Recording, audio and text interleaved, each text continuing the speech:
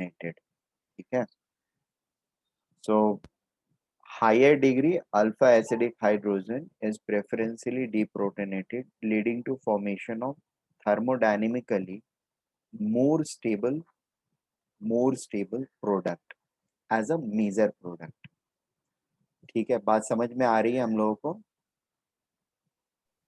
Sir Higher degree alpha acidic hydrogen is deprotonated, H plus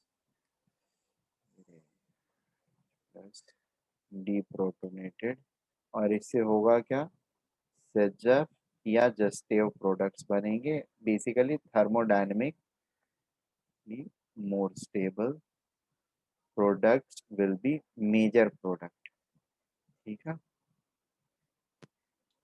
now इसका मतलब ये होगा, और यहाँ पर एनीवे हमारे पास दोनों की निकलने की पॉसिबिलिटी है, तो दोनों निकलेंगे तो सही. इधर वाला अगर निकलेगा, ये ए वाला, it will lead to formation of CH2 CH double bond CH2 product number 1. ठीक है. और ये वाला अगर निकलता है बी वाला, it will lead to formation of CH double bond CH CH3. Now clearly अगर हम लोग मैच करते हैं, the thermodynamic stability of the second product is going to be much higher compared to product 1. ठीक है. दो product, ठीक है ना. This is going to be thermodynamically more stable. Potential energy wise, this is going to be more stable, right? हाँ sir Internal double bonds are more stable compared to external double bonds because of greater number of hyperconjugating hydrogens, right? GOC में हम लोगों ने पढ़ा था, ऐसा पढ़ा था कि नहीं पढ़ा था? हाँ सर पढ़ा था. ठीक है. So among 1 and 2, the 2 is thermodynamically more stable. And अब नॉर्मल एंड ऑकवर्ड सिचुएशंस क्या हैं वो मैं डिस्कस कर रहा हूँ जस्ट इस पॉइंट के बाद. But I am just saying कि ये एक नॉर्मल सिनेरियो है. नॉर्मल सिनेरियो में the product is going to be thermodynamically more stable product जो रहेगा वो ज्यादा फॉर्म होएगा. So my point is simply ये कि it is not like that product 1 will not get form. Both product 1 and product 2 will get formed in this case. The only thing is product 2 will be the dominant one.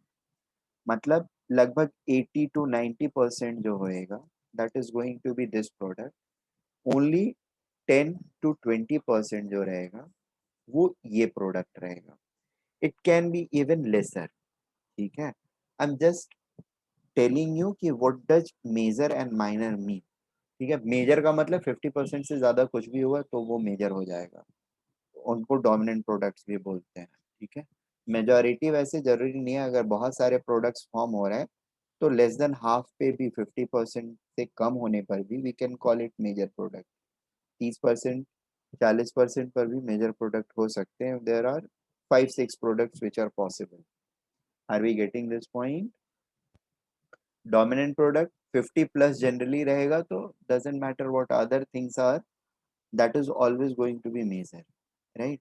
So and dominant too over the others. So 50 plus generally हमारा अगर percentage है तो dominant product along with majority less than ये 50 पर भी हो सकती है. ठीक है. डोमिनेंस मोर देन 50 पर ही होगा. तो इस टाइप का हम लोग जनरल आइडिया रखते हैं इसके अंदर. नाउ द पॉइंट इज इस टाइप के मतलब ये रिएक्शंस को नॉर्मल रिएक्शन मैंने क्यों बोला, क्योंकि यहाँ पर जो अल्फा हाइड्रोजन निकलने वाला है, ठीक है, alpha hydrogen which is getting deprotonated, right, either on this side or on this side. The carbon from which the alpha hydrogen is getting eliminated is not heavily congested, not congested, congested. Congested का मतलब क्या होता है? It's not highly occupied sterically from all the sides, right? Steric hindrance बहुत ज्यादा नहीं है from all the sides on this carbon. Are we getting this point? Yes, sir. And not only this, not only this carbon, we have to also check alpha carbon from this. ये अगर alpha carbon पर भी बहुत ज्यादा बल्कि groups अगर यहाँ पर लगे रहते हैं तो भी इसका फॉर्मेशन जो होता है वो रेस्ट्रिक्ट हो जाता है. Are we getting this point? इस कार्बन पे कोई Yes, sir. प्रॉब्लम नहीं चाहिए मुझे और इसके अल्फा कार्बन पे भी मुझे कोई प्रॉब्लम नहीं चाहिए. इसके अल्फा कार्बन पे भी अगर टर्ट ब्यूटाइल जैसी चीज बनी हुई है, यहाँ पर टर्ट ब्यूटाइल है सब्स्टिट्यूटेड, तो that is going to create a problem for us. We are not going to have Zaitsev or Saytzeff product or thermodynamically controlled product. Rather we are going to have, rather we will be having, अरे यार, ये क्या हो गया? Rather we are going to have, sorry, एक second.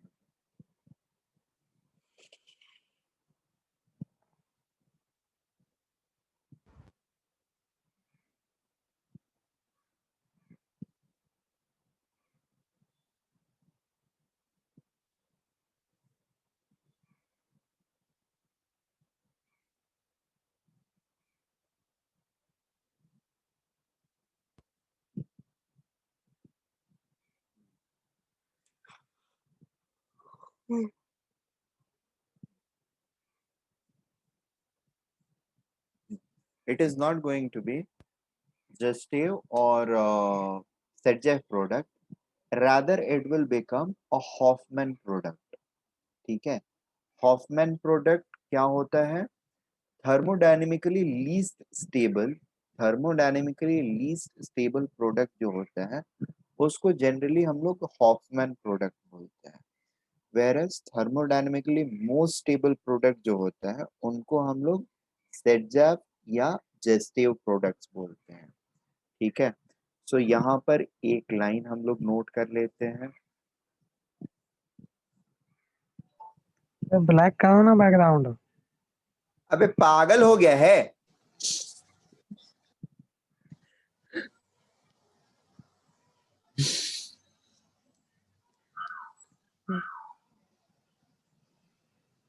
मैं एक ही चीज बोल रहा हूँ कि नहीं करूंगा, फिर भी वही करो ना. मुझे अच्छा नहीं लगता है उस पे लिखना. मुझे व्हाइट Sir, पेपर black पे, lives व्हाइट बोर्ड matter. पे बट लिखना. हमें सर देखना अच्छा लगता है ना. हाँ तो तो तुम्हारे व्हाइट में देखने के देख देख के हिसाब से पक मैं भी गए. लिखूंगा ना. तुम्हारे अरे देखने के बट सर हिसाब से व्हाइट मैं में लिखूंगा कि मुझे देख जो देख के पसंद पक आएगा गए. वो करूंगा. Sir, black lives matter.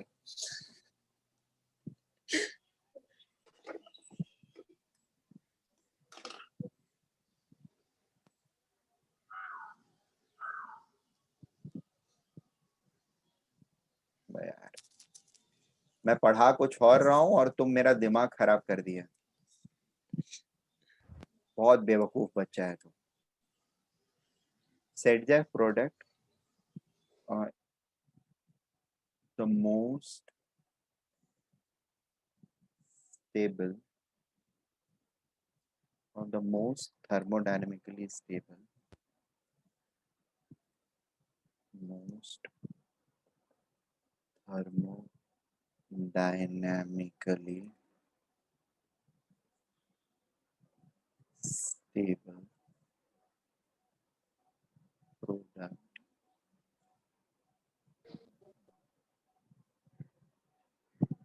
during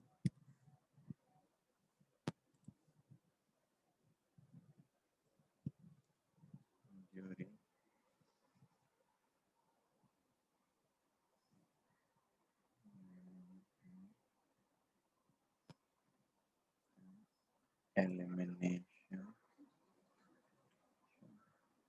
process.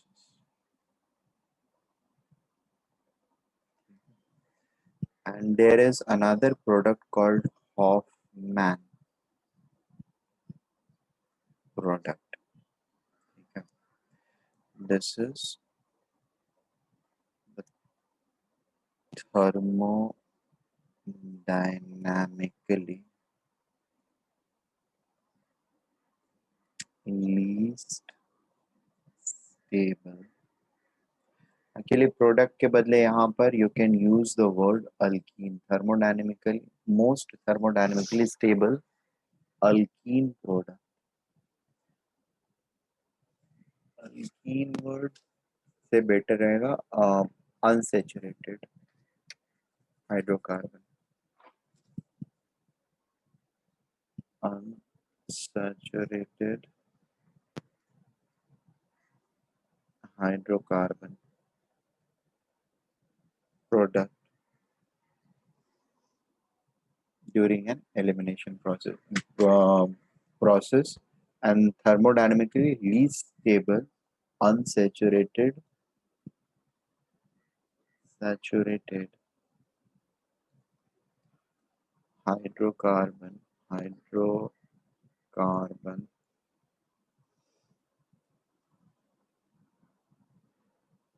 product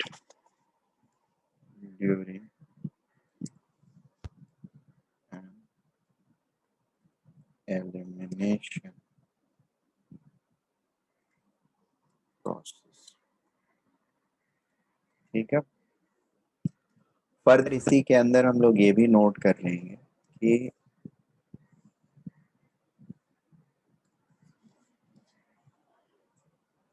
पानी बोतल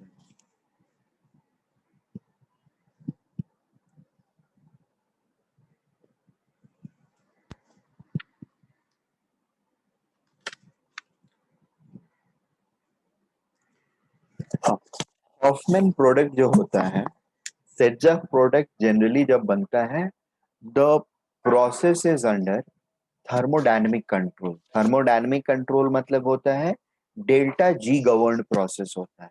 ठीक है, बट हॉफमैन प्रोडक्ट का जब फॉर्मेशन होता है तो there is a kinetic control over the process. Kinetic control over the process का मतलब ये होता है कि the difference of activation energy between the two processes, 2 3 4 5, whatever the number of competing processes are, one of them is having very low activation energy compared to rest of the others. ठीक है, तो जब एक का relatively कम activation energy रहेगा और बाकियों का बहुत ज्यादा रहेगा उसके कंपैरिजन में, तो the chances of reversal of product which is getting formed या intermediate which is getting formed, intermediate product which is getting formed का back transfer होना, that will become restricted.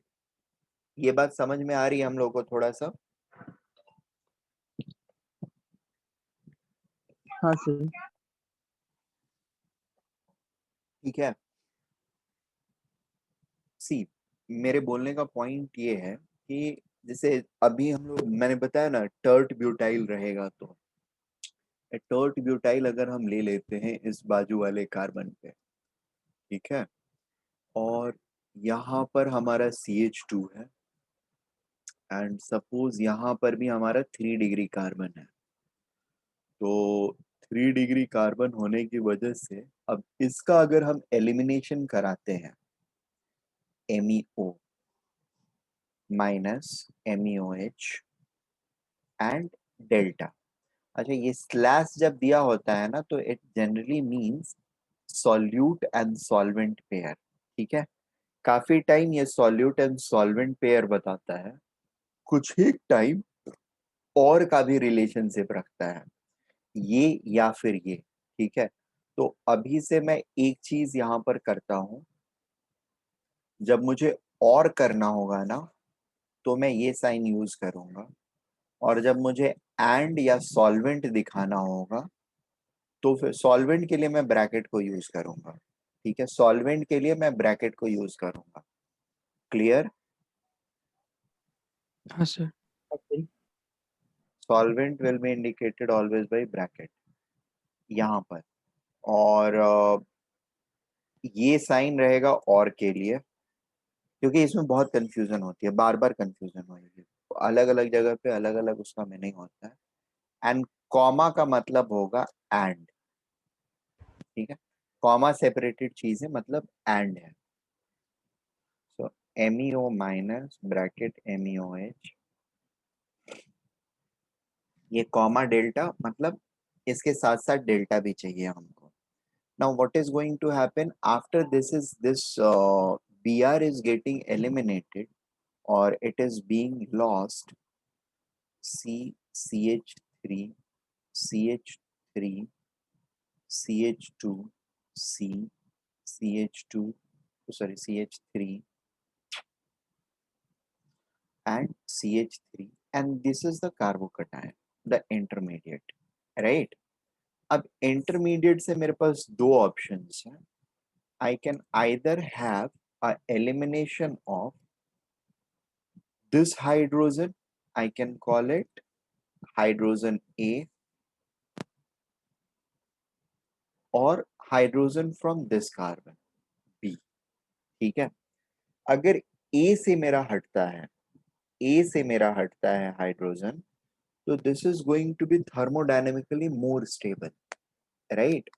This will lead to formation of a more substituted alkene, and we know that more substituted alkenes are always more thermodynamically stable, right?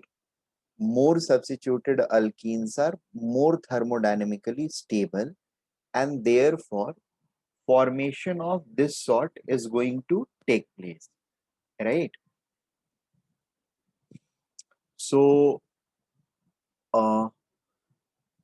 एक तो इसकी possibility रहेगी, और दूसरा होएगा ये बी से भी हाइड्रोजन एलिमिनेट हो सकता है।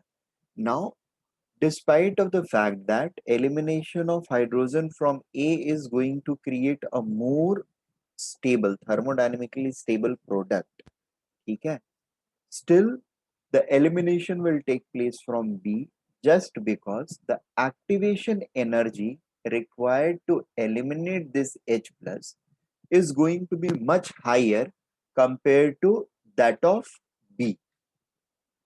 बात समझ में आ रही है? हाँ सर। ठीक है, हाँ सर। और इसकी वजह से the major product will be this product CH3 C CH3 CH3, अच्छा CH3 को मिथाइल लिख देता हूँ Me, ठीक है ना, समझ में आएगा, कोई प्रॉब्लम नहीं है ना? हाँ सर। Me जहां पर H दिखाने की जरूरत होगी वहां पर उसको दिखाएंगे, अदरवाइज मोस्ट ऑफ द जगहों पे मैं उसको Me ही कर दिया करूंगा, ठीक है। So this will become the major product, ठीक है। और दूसरा वाला प्रोडक्ट जो ए के एलिमिनेशन से, ए एच यहाँ पर एक कार्बन जो है उस पर से एलिमिनेशन की वजह से जो बनेगा, that is going to be this product, despite of the fact that it is more thermodynamically stable, it will be least formed. CH double bond C Me, and then we have,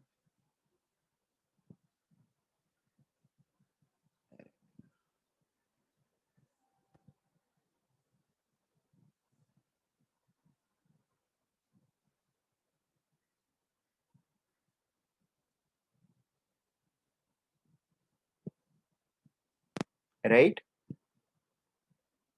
this will become minor product. Clear है? Why this happened? This happened because this alpha carbon from which the hydrogen was to eliminated was somehow congested with a sterically much more hindered group, ठीक है, और hindering group, ठीक है, sterically much more hindering group से ये alpha hydrogen जिस पर से एलिमिनेशन होना था H का, वो बहुत ज्यादा कंजेस्टेड था, ठीक है, and therefore this became a minor product and the other product became the major product. Now this product is what? This is Hoffman product, right? This is Hofmann product and this, अगर ये major होता it would have been said that the product is Sedgwick product, Sedgwick is the major product. मतलब majority अगर Sedgwick thermodynamically stable की होती है तो we call it Sedgwick product are the major, और नहीं तो हॉफमैन अगर लीस्ट थर्मोडायनेमिक वाला हो रहा है और या तो लीस्ट वाला होगा नहीं तो मोस्ट वाला होगा, ठीक है। इंटरमीडिएट वाले मेजर प्रोडक्ट हो ऐसा चांसेस बहुत ही कम है, बहुत ही कम है, नहीं होते हैं। बात समझ में आ रही है? अब हाँ इसमें आपके दिमाग में मे बी ये सब भी आए कि यहाँ से सर अल्फा हाइड्रोजन शिफ्ट करेगा, तो नहीं करेगा। ये 3 डिग्री कार्बोकेटायन ऑलरेडी फॉर्म कर रहा है, so it can not shift a hydride from 2 degree carbon to, I mean 3 degree carbocation से 2 डिग्री कार्बोकेटायन का फॉर्मेशन नहीं हो सकता है। ये is late, I mean it will be less stable compared to 3 degree carbocation, तो वैसा intermediate का फॉर्मेशन नहीं हो सकता है, राइट। अगर ये भी 3 डिग्री होता और यहाँ पर भी 3 डिग्री की पॉसिबिलिटी रहती या होता, ठीक है, तो फिर हाइड्राइड शिफ्ट हो सकता था। बात समझ में आ रही है? बट अभी 3 डिग्री से 2 डिग्री बनने वाला है, तो 2 डिग्री बन करके और फिर से 3 डिग्री बने, दैट चेंज इज या that rearrangement is not possible or not feasible. Making sense? So let us take a point. I mean, we can extend the same point by stating that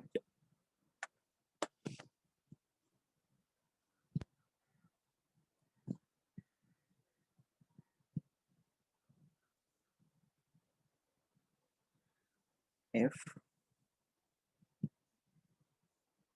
higher degree alpha acidic hydrogen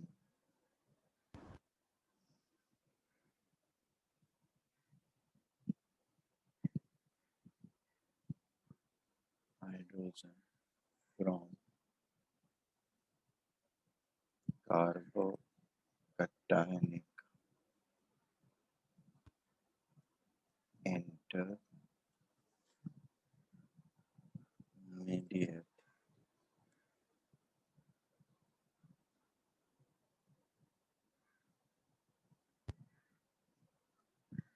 is attached to a bulky group,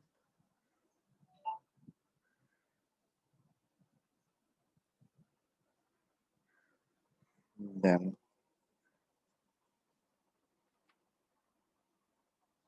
lower degree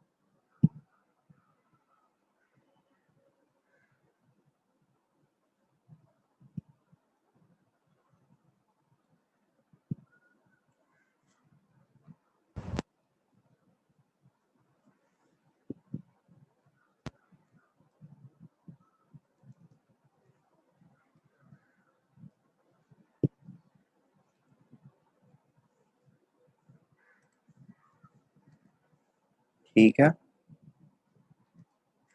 Example I have already taken. So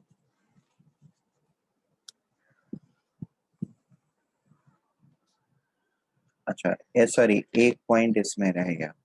I mean ये point ही पूरा explain कर दिया मैंने, बस इसके regarding एक point नहीं बोला मैंने, और जो नहीं बोला वो आप लोग सोचेंगे नहीं, इसलिए मुझे बोलना पड़ेगा।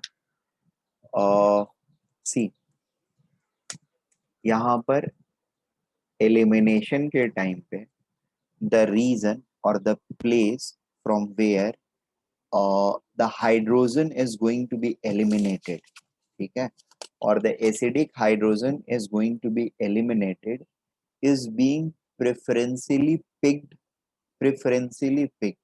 not specifically picked but preferentially picked।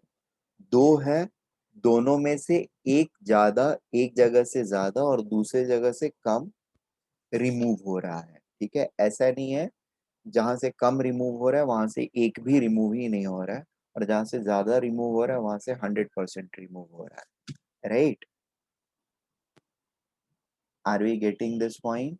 जहां से रिमूव हो रहा है वहां से पूरा का पूरा 100% नहीं रिमूव हो रहा है, एंड जहां से नहीं रिमूव हो रहा है वहां से 0% रिमूव हो रहा है, ऐसा कंडीशन नहीं है। रादर इट इज लाइक कि it is preferentially remove being removed either from higher degree alpha, I mean either from higher degree carbon और फ्रॉम लोअर डिग्री कार्बन। जिधर से रिमूव हो रहा है उधर से प्रेफरेंशियली हायर परसेंटेज में हो रहा है और दूसरी तरफ से कम परसेंटेज में हो रहा है, राइट ना।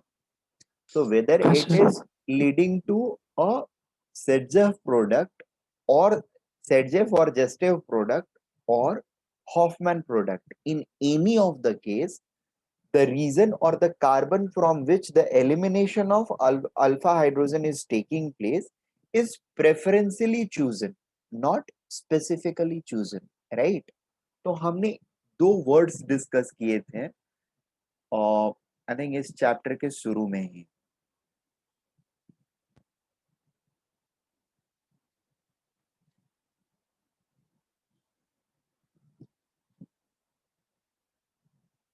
महेश, हाँ तुम्हारा सर। मस्ती चालू हो गया, तुम लोग को पढ़ाई लिखाई नहीं करना है।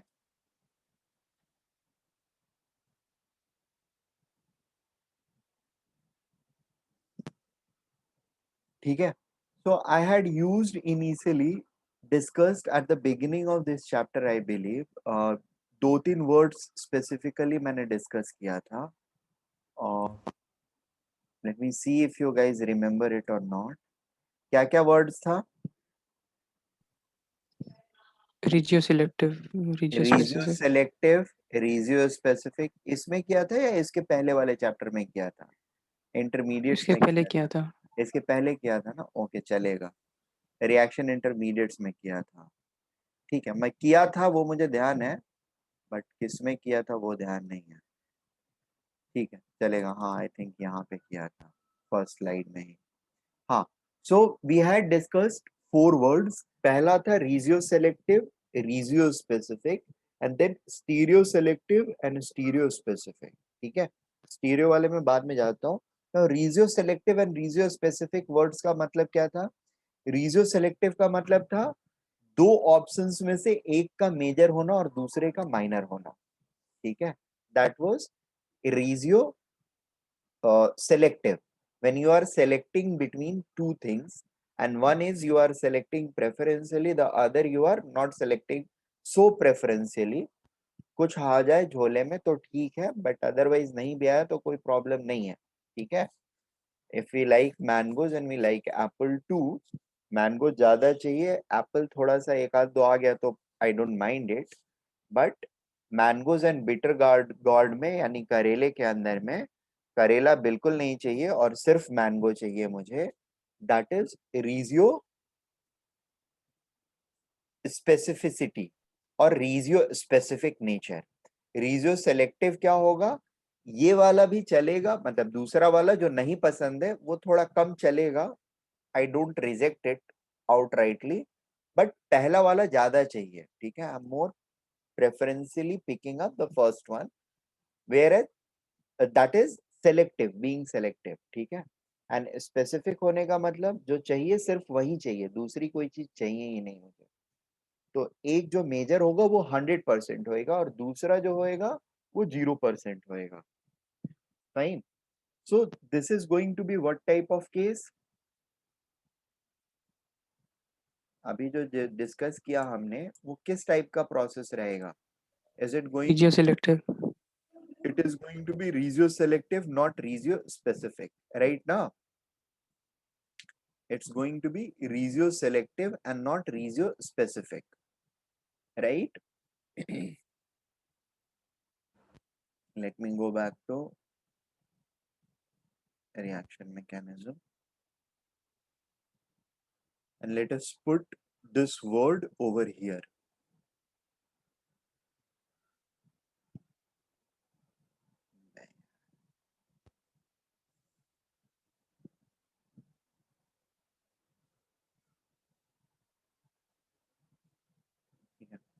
E1 क्या है? E1 process is a regioselective process. ठीक है? E1 is a regioselective process.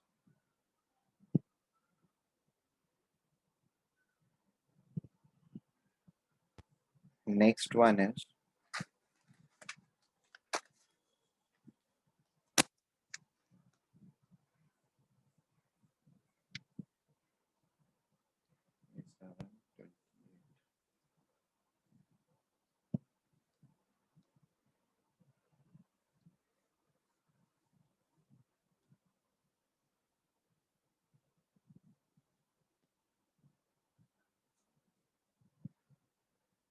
tenth number point is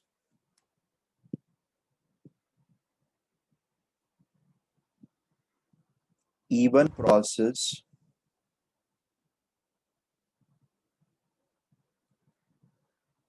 is not a stereo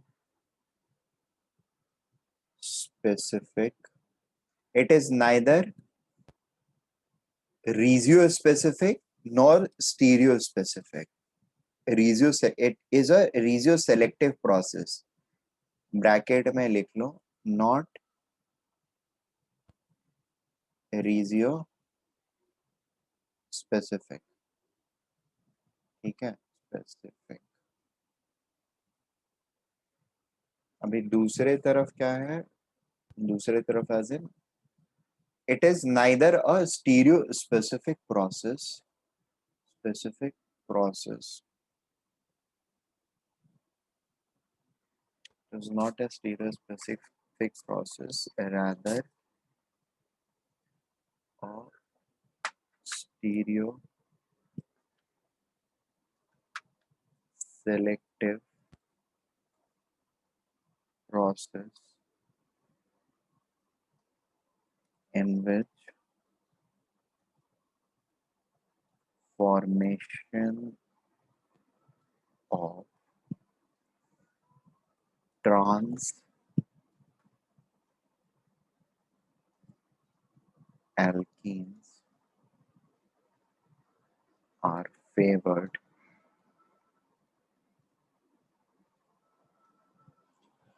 over cis alkenes. ठीक है? So this is a stereo selective process and not a stereo specific process. हाँ बोलो महेश, कुछ पूछ रहे हो? नहीं, वो गलती से रेज हो गया था वो रीजन। अच्छा अच्छा, चलेगा। अच्छा, यहाँ पर एक सेकंड के लिए जस्ट फिर से थोड़ी सी कुछ कुछ चीजें एक्सप्लेन कर दूं मैं।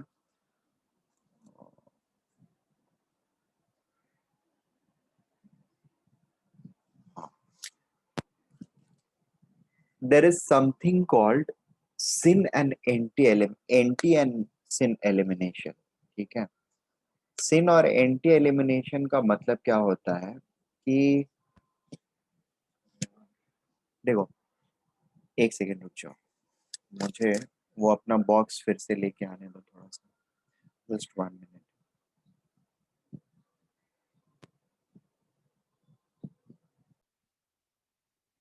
E2 के अंदर में एग्जैक्टली यही चीज होती है कि लिविंग ग्रुप के पीछे वाला ऑर्बिटल जो है उसके साथ ये H प्लस जो रिमूव हो रहा है, वहां पर जो इलेक्ट्रॉन डेंसिटी बचती है वो इलेक्ट्रॉन डेंसिटी पीछे वाले लोब के साथ effective overlapping and fast overlapping create करता है।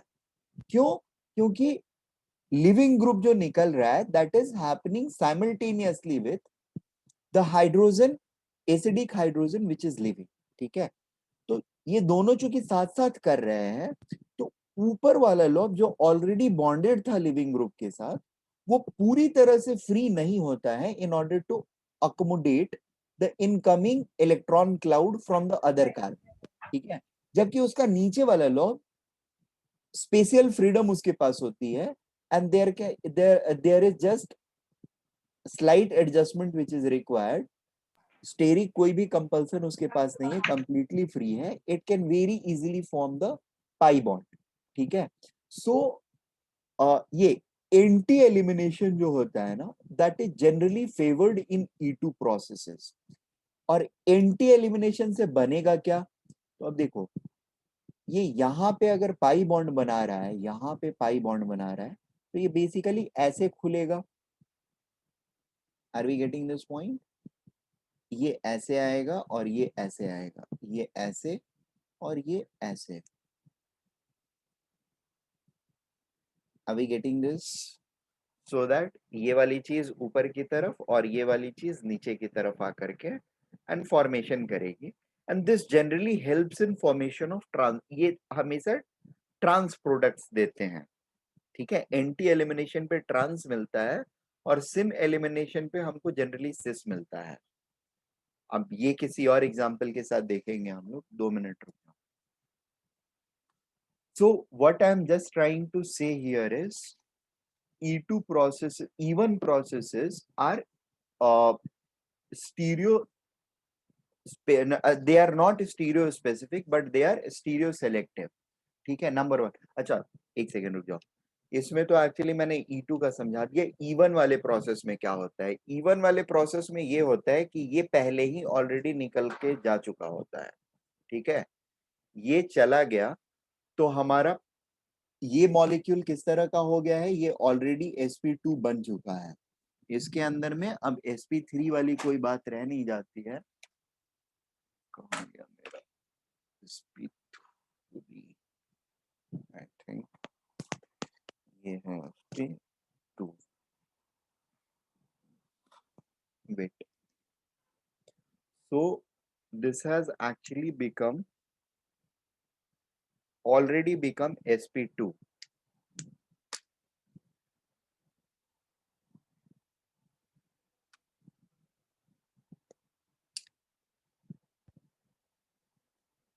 ठीक है, एक कार्बन हमारा sp2 ऑलरेडी हो गया, प्लेनर कार्बोकैटायन वाला पोर्शन।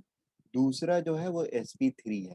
ठीक है, तो अब ये या तो ऐसे रहेगा, एलिमिनेशन जब होएगा इसमें से H प्लस का, तो ये इस पोजीशन में रहेगा कि ये this should be in a perpendicular plane to the plane of this carbon.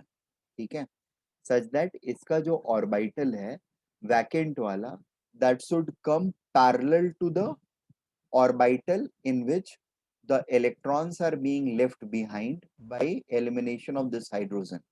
ठीक है, तो वो इस तरफ से भी ये कर सकता है, बॉन्ड कर सकता है, या फिर एंटी होकर के भी बॉन्ड कर सकता है, गिवन द फैक्ट दैट हमारा ये लिविंग ग्रुप जो था इनिशियली ऐसे पड़ा हुआ था।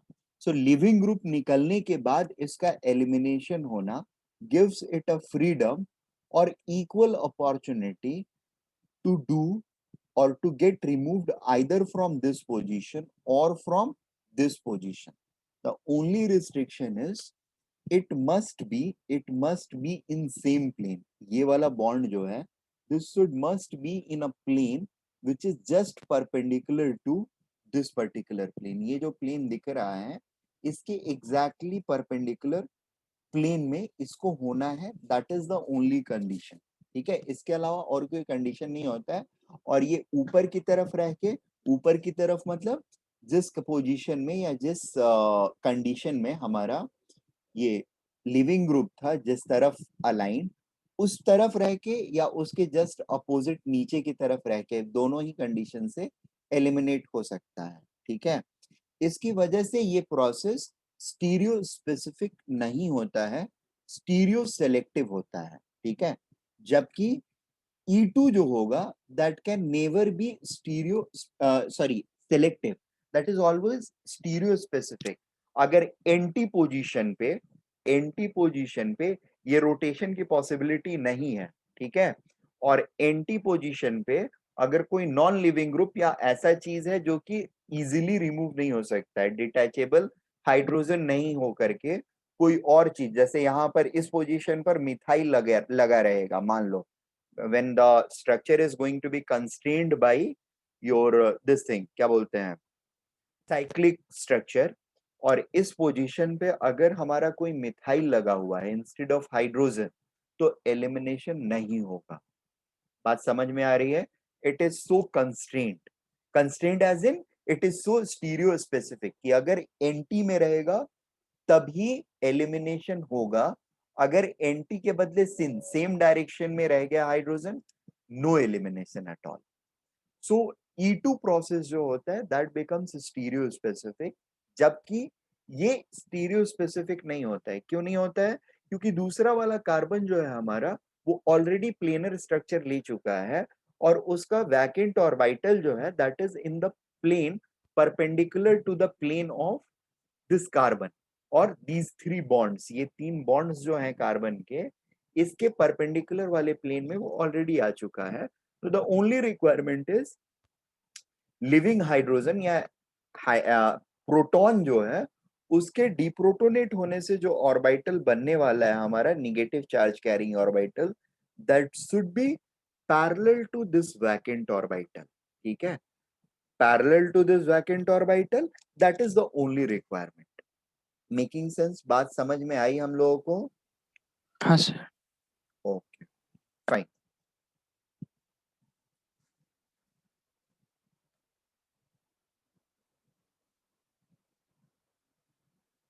और स्टीरियो सेलेक्टिव में formation of trans is favoured over cis. This is just favoured because of the reason for favoring of this particular thing has nothing to do with stereo selectivity, that has to do with thermal stability। ठीक है, उसको thermal stability से लेना होता है, बाकी इसको stereo selection से कुछ लेना देना नहीं होता है। ट्रांस ज्यादा फेवर्ड होता है सिस के कंपैरिजन में, that has to be because of क्या बोलते हैं, thermodynamics, and has nothing to do with stereo selectivity. मतलब मेरे बोलने का पॉइंट ये है कि देखो, थोड़ा सा एक एक्सरसाइज और कर लेता हूँ so that I can explain what I am trying to say।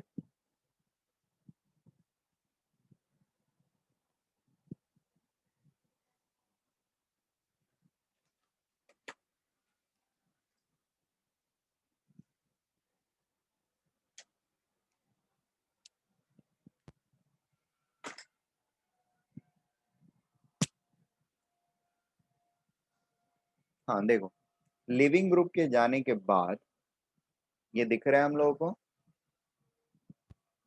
एक ब्लैक एक ब्लू। ठीक है, लिविंग ग्रुप के जाने के बाद हमारा ये सिनारियो है, राइट? अब ये एलिमिनेशन जो है, अभी ये दोनों मतलब यहाँ का वैकेंट ऑर्बिटल, यहाँ का वैकेंट ऑर्बिटल, और इसका ये लिविंग हाइड्रोजन प्रोटॉन जो है, ये अभी दोनों परपेंडिकुलर प्लेन में है, ऑलमोस्ट परपेंडिकुलर प्लेन में है। तो this can leave either in this direction or can leave in this direction, उल्टा होकर के या सीधा होकर के। अगर इस डायरेक्शन में ये लीव करता है, it is going to create anti product, sorry, अब एलिमिनेशन एंटी है कि नहीं है वो मुझे भी नहीं पता, क्योंकि ये ऑलरेडी बन चुका है। इसके लिए क्या करना होगा, मुझे देखना होगा कि ये कैसे ओरिएंटेड था, जब पहले ये निकला तो कैसे ओरिएंटेड था। खैर, अभी के लिए पॉइंट सिर्फ ये है कि ये ट्रांस प्रोडक्ट देने वाला है, तो इस कंडीशन में इसका एलिमिनेशन विल बी प्रेफर्ड। अगर नहीं ट्रांस दे रहा होता तो ये रिवर्स होकर के नीचे जा करके दे देता प्रोडक्ट, ठीक है। और एनीवे जब ये दे रहा है प्रोडक्ट, तो ट्रांस भी दे रहा है और सिस भी दे रहा है। सिस दे रहा है, इसका मतलब क्या हुआ कि ये सीधे जब था तब तो एलिमिनेशन दे ही रहा है, जब इस पोजीशन में है तब तो एलिमिनेशन दे ही रहा है, जब इस पोजीशन में आ रहा है तब भी एलिमिनेशन दे रहा है, ठीक है। तो अगर मान लो ये वाला लिविंग ग्रुप जो था ये ऊपर की तरफ अटैच था, तो हम ये कंसिडर कर सकते हैं कि सिस वाला प्रोडक्ट अभी के सिनारियो में जो है that is equivalent to anti elimination, और ट्रांस वाला प्रोडक्ट जो है that is equivalent to syn elimination. Syn elimination, ये बात समझ में आ रही है क्या? So the only point is कि सिन और एंटी दोनों ही हो रहा है, ये हम टिपिकली बोल सकते हैं अगर सिस और ट्रांस दोनों फॉर्म हो रहा है। अगर सिर्फ एक ही फॉर्म होता, जैसे या तो ट्रांस या फिर सीस, कोई एक ही फॉर्म हो रहा होता, तब हम बोलते कि नहीं, the process is always stereospecific and only one product will get formed. I hope, या फिर only anti elimination is taking place or any sort such sort of things, ठीक है। बट यहाँ पर कोई कंस्ट्रेंट नहीं है, यहाँ पर एंटी एलिमिनेशन भी हो रहा है एंड सिन एलिमिनेशन भी हो रहा है with respect to the living group, with respect to the living group or orientation of the living group, right? और दोनों तरह का एलिमिनेशन हो रहा है, तभी हमारा ट्रांसेंसिस दोनों तरह के अल्कीन्स का फॉर्मेशन हो रहा है, अदरवाइज नहीं होता।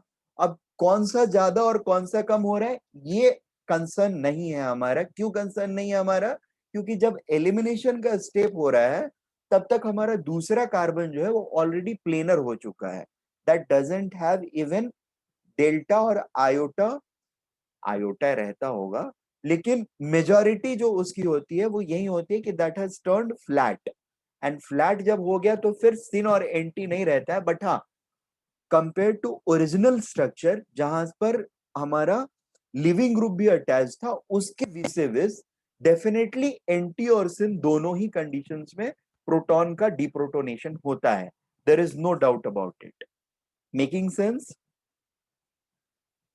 Not a stereo-specific process, rather as stereo-selective process in which formation of trans-alkene and are favored over cis-alkene. Okay. However, this also means that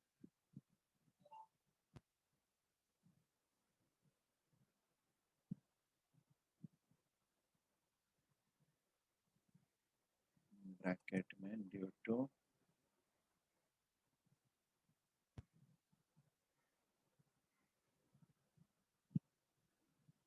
thermodynamic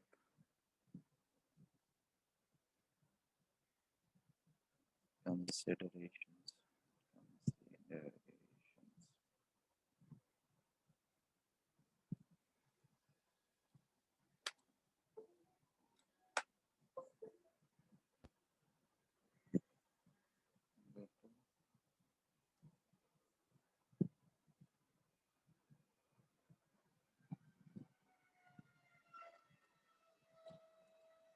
Thermodynamic considerations.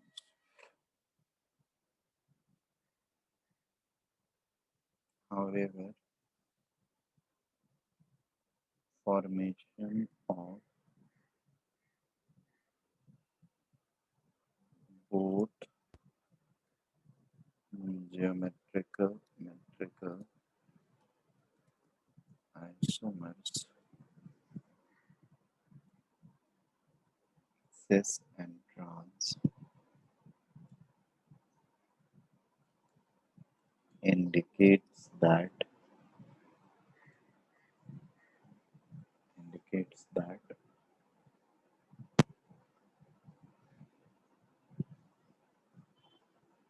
deprotonation is taking place from NP as well as syn positions with respect to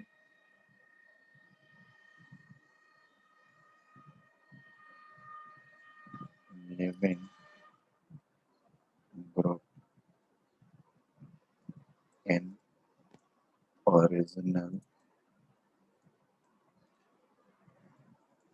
substrate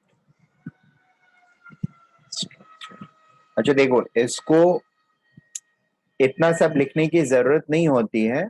you just have to like, अब समझ में अगर आ गया तो इसको लिखने या note करने में we don't have to do और राइट इलेबोरेट. अभी इलेबोरेट करेंगे तो 2 लाइन और इतनी लंबी लंबी आएंगी, क्योंकि this elaboration is still not complete. ठीक है, यहाँ पर की फैक्ट जो होता है वो यही होता है कि it is just a stereo selective process and it does elimination both in anti and syn conditions. ठीक है, and with respect to the original substrate structure or original position of living group in uh, position of living group in original substrate. ठीक है, अब ये सब कैसे check करते हैं? छोटे छोटे प्रोसेसेस हैं, एक हाइड्रोजन एक ड्यूट्रियम और फिर एक और ट्रीटियम डाल लिया, या फिर साइक्लिक स्ट्रक्चर ले लिया, साइक्लिक स्ट्रक्चर पर E1 भी करा लिया और E2 भी करा लिया. E2 वाले में हम देखते हैं कि एक ही प्रोडक्ट मिलेगा, हर बार हाइड्रोजन एलिमिनेट होएगा क्योंकि वो एंटी में है. दूसरा, जब E1 प्रोसेस हो रहा है तो E1 में ऐसा कोई कंस्ट्रेंट नहीं है, दोनों में से जो बचा हुआ है वो एलिमिनेट हो जाएगा. ठीक है, और उस तरह का प्रोडक्ट बन जाएगा. जो भी एक पैरेलल में रहना चाहिए, जो पैरेलल में रहेगा वहीं उड़ जाएगा. जैसे या तो हाइड्रोजन पैरेलल में रहेगा या फिर ड्यूट्रियम पैरेलल में रहेगा. ठीक है, तो जो पैरेलल में रहेगा, प्लेन के पैरेलल में, सॉरी ये परपेंडिकुलर वाले प्लेन में जो रहेगा वो उड़ जाएगा, वो नीचे की तरफ हो या सिन कंडीशन में हो, फर्क नहीं पड़ता है. It will just get eliminated. ठीक है, अगर दोनों तरफ एक तरफ दोनों ड्यूट्रियम रख दिया, एक तरफ एक ड्यूट्रियम है और एक हाइड्रोजन है, तो अब उसमें भी चीजें होंगी. E2 अगर जा रहा है, E2 में अगर जा रहा है, तो अगर हाइड्रोजन है हमारा इन परपेंडिकुलर मतलब प्लेन में और एंटी कंडीशन में, तो वही. अच्छा, E2 अब करेंगे तो फिर एक दो एग्जांपल उसके लेंगे. अभी E1 कर रहे हैं तो E1 के लिए जैसे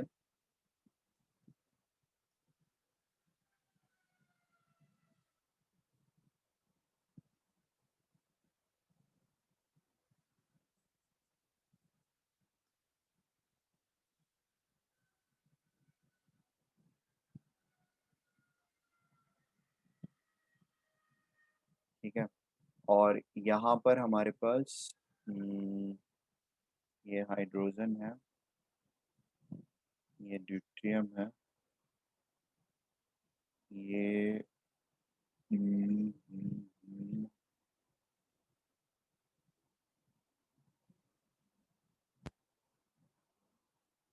क्लोरीन है,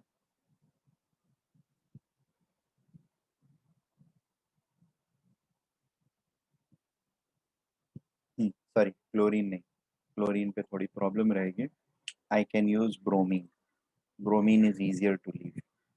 और इधर हाइड्रोजन डाला और यहाँ पर फिर से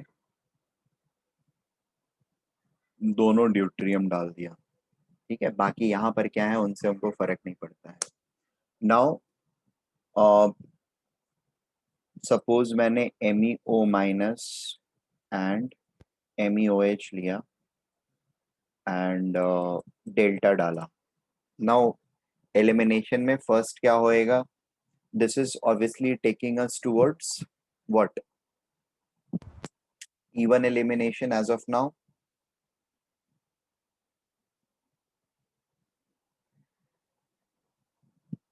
Right now, this is a good living group. Good leaving group की वजह से क्या होगा, हमेशा हम इवन में जाएंगे, ठीक है। And this is relatively not so strong base, not so strong base, ठीक है। यहाँ पर इसके बदले अगर अमाइड ले लेते हैं NaNH2, ठीक है, इन NH3 डेल्टा, तो फिर ये कुछ और प्रोसेस देता, it would definitely not give us a क्या बोलते हैं E1, it will start giving us a E2 process, ठीक है। E2 क्यों देगा, क्योंकि प्रोटॉन का डीप्रोटोनेशन भी बहुत फास्ट रेट पर करेगा ये NH2, it is a very strong base, तो ये डीप्रोटोनेशन भी बहुत फास्ट रेट पर करेगा। ये वीक बेस होता है, रिलेटिवली वीकर बेस है, तो इसका डीप्रोटोनेशन रेट जो रहेगा that will be much lower. Now सबसे पहले डीप्रोटोनेट होएगा तो ये पॉजिटिव हो जाएगा,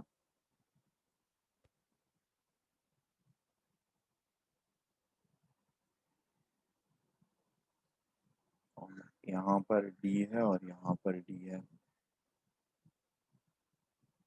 अच्छा, आइसोमेरिज्म हम लोग थोड़ा सा फिर से देख लेंगे एक बार, इनके स्ट्रक्चर्स वगैरह लिखवाए थे वहां पे ना, चेयर और बोट में कुछ कुछ प्रॉब्लम्स होती हैं, स्पेशली चेयर स्ट्रक्चर जब रहता है, मैंने ऐसा कुछ बताया था कि चेयर स्ट्रक्चर से ही एलिमिनेशन होती है, राइट, ऐसा कुछ बोला था क्या। बोट वाले में कुछ प्रॉब्लम होती है, हाँ इसलिए सर। ये 4 पॉइंट जो रहते हैं इनके कॉन्फ़िगरेशन एग्जैक्ट क्लियर नहीं होते हैं, ये दोनों के क्लियर रहते हैं, ठीक है, बोट वाले में भी, बट इसके रिलेटिव इसका पोजीशन और इसके रिलेटिव इसका, या इसके रिलेटिव इसका और इसके रिलेटिव इसका क्लियर नहीं होता है, इसलिए बोट पोजीशंस में प्रॉब्लम्स होती हैं। चेयर पोजीशंस में चीजें बहुत ही ज्यादा क्लियर होती हैं, एक अप दूसरा वाले का डाउन रहता है, ठीक है, ये कुछ इस तरह से रहते हैं हर अल्टरनेट कार्बन पे, अगर चेयर कॉन्फ़िगरेशन फॉलो कर रहा है तो, ठीक है। एंड इसलिए चेयर कॉन्फ़िगरेशन में एलिमिनेशन जो होता है वो हमारा ज्यादा फेवर्ड होता है, या सारे के सारे एलिमिनेशंस मोस्टली चेयर कॉन्फ़िगरेशंस में होते हैं। दूसरा ये भी होता है कि चेयर जो होता है हमारा वो जनरली ज्यादा स्टेबल होता है बोर्ड के कंपैरिजन में, राइट ना।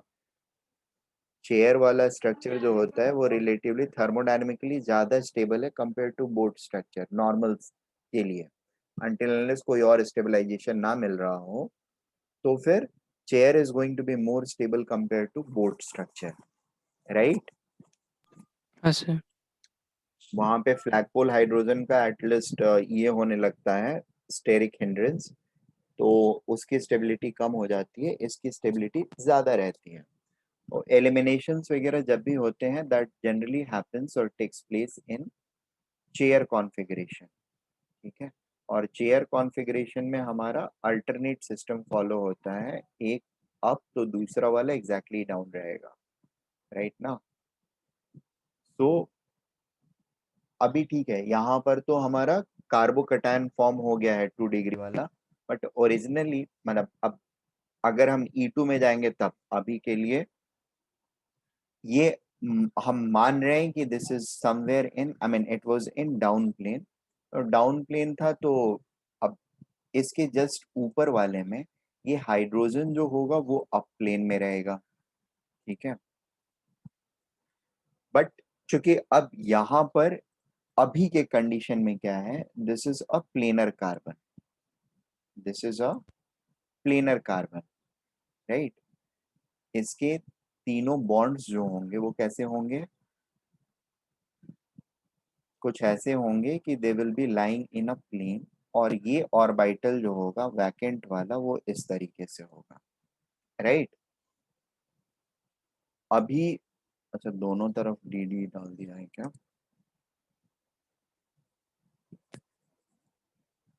अभी रोटेशन की पॉसिबिलिटी तो है नहीं, ठीक है, तो या तो ये हाइड्रोजन इस वैकेंट ऑर्बिटल के प्लेन में रहेगा या फिर ये ड्यूट्रियम रहेगा। बात समझ में आ रही है हम लोगों को?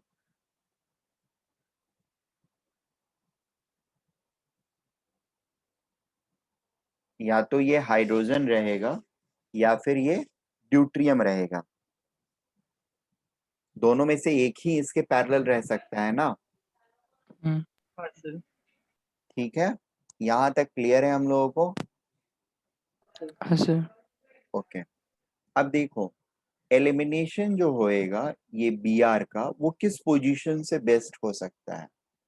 When will be the steric hindrance the least?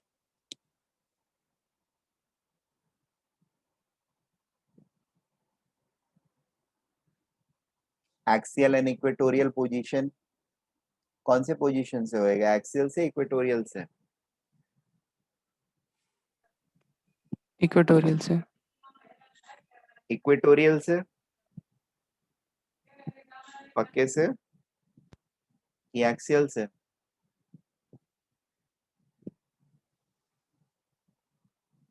कौन सा ज्यादा स्टेरिकली हिंडर्ड होता है, एक्सियल या इक्वेटोरियल? या ऐसे बोले कौन सा फ्री होता है, एक्सियल या इक्वेटोरियल? कौन सा बोला तुमने शुभम, इक्वेटोरियल? हम्म,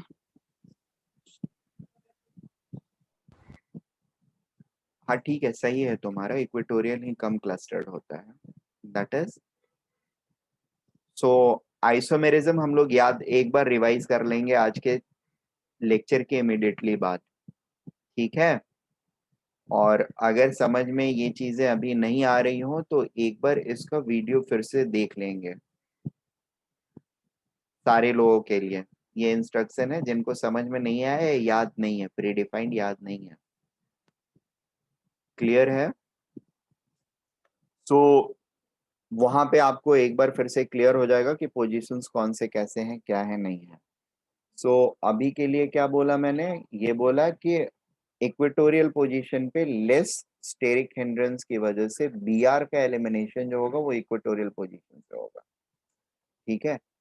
बीआर जब एक बार इक्वेटोरियल से निकल गया, तो बीआर जब इक्वेटोरियल पर है, बीआर जब इक्वेटोरियल पर रहेगा, तो इन दोनों में से कौन सा हाइड्रोजन एक्सियल पे रहेगा, इन दोनों में से कौन सा इक्वेटोरियल पर रहे, सॉरी एक्सियल पे रहेगा? बी आर जब इक्वेटोरियल पर रहेगा तो इन दोनों में से कौन सा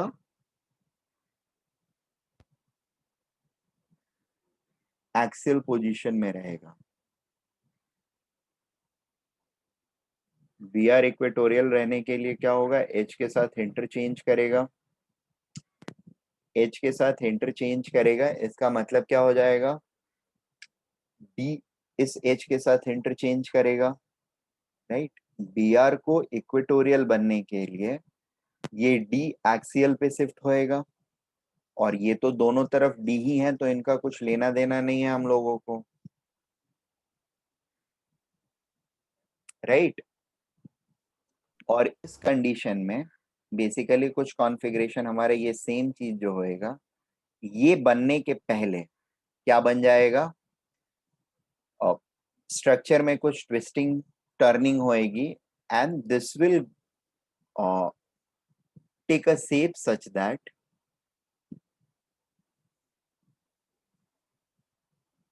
such that this D will come down the plane, ठीक है, and H will be like this. Am I making sense? हाँ सर। अब एलिमिनेशन किसका होगा, जो प्लेन में है उसी का एलिमिनेशन होगा, ठीक है? डबल बॉन्ड का फॉर्मेशन होगा और एच एच जो दोनों रहेंगे ये बचे रह जाएंगे। सो हमारा प्रोडक्ट का फॉर्मेशन क्या होएगा, अब चूंकि यहाँ पर डी है, ठीक है, और यहाँ पर तो दोनों ही डी ही है, तो एलिमिनेशन किसका हुआ, डी का ही हुआ, ठीक है? और इस डी का होगा, ये डी का एलिमिनेशन रिलेटिवली क्या होगा, ईजियर होगा। क्यों ईजियर होगा इस डी के कंपैरिजन में? वैसे ये वाला डी, मतलब ऐसा नहीं बोल रहा हूं कि ये होगा ही नहीं, ये भी होगा, इधर का भी प्रोडक्ट बन सकता है, बट ये वाला रिलेटिवली इजी होएगा। Can we give a reason for it? तो सोचो। लेफ्ट में दोनों डी है इसीलिए। लेफ्ट में दोनों डी है इसी की वजह से, एक डिफरेंशिएटिंग फैक्टर वही है तो उसी की वजह से होगा, और होगा क्या? चलेगा, चलो। सो ये डी का एलिमिनेशन होएगा और मोस्टली प्रोडक्ट्स हमको इधर से मिलेगा, इस वाले से हमको मेजर प्रोडक्ट मिल जाएगा। ठीक है। और अभी अगर सेम चीज, मतलब मैं ये बोल रहा था कि दूसरा कंडीशन हम लेते हैं।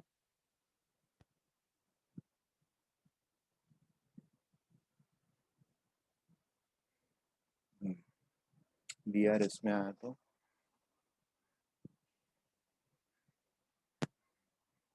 और कोई कंडीशन यहाँ पे, एक सेकंड रुक जाओ। हाँ, डी के बदले मान लो यहाँ पर मिथाइल रहता, CH3 रहता, फिर क्या होता? What would have been the outcome?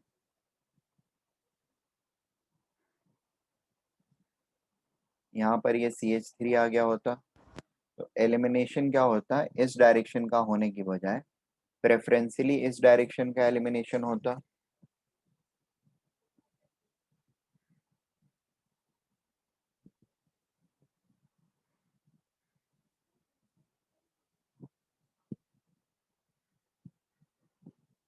Right?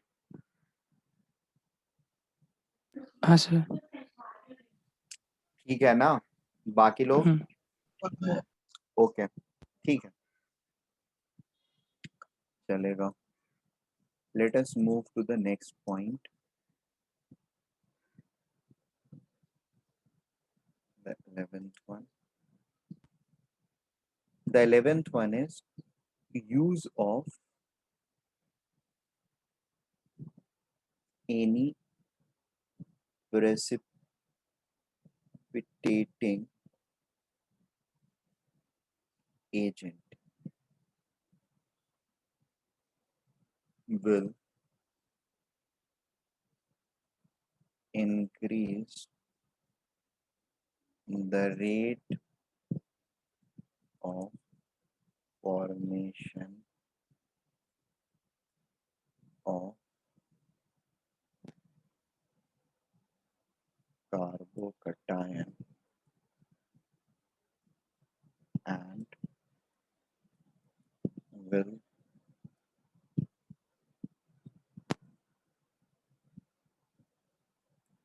increase the proportion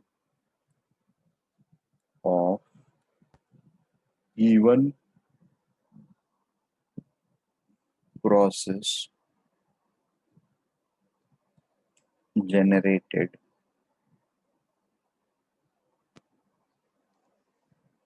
product. What does it mean is, जैसे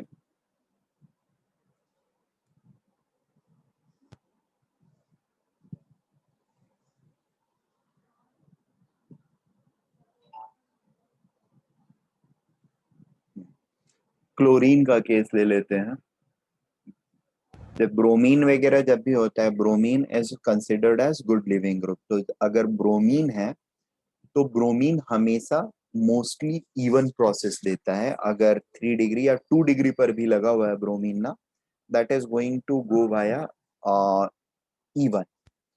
E2 प्रेफर कर, मतलब वो भी हो सकता है अगर स्ट्रॉन्ग बेस पड़ा हुआ है तो, बट जनरली वो प्रेफर करता है E2 प्रोसेस अगर कोई भी नॉमिनल नॉर्मल बेस यूज कर रहे हैं। तो कोई भी normal base like OH minus वगैरह तक अगर हम यूज कर रहे हैं, it is going to go via और इवन प्रोसेस। ठीक है, फास्ट लीव करता है वो। अब क्लोरीन जो है वो रिलेटिवली Br के कंपैरिजन में स्लो लीव करता है।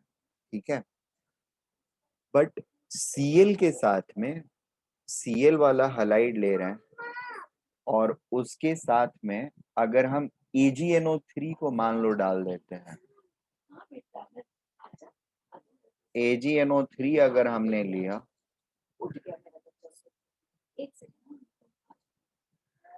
AgNO3 अगर हमने लिया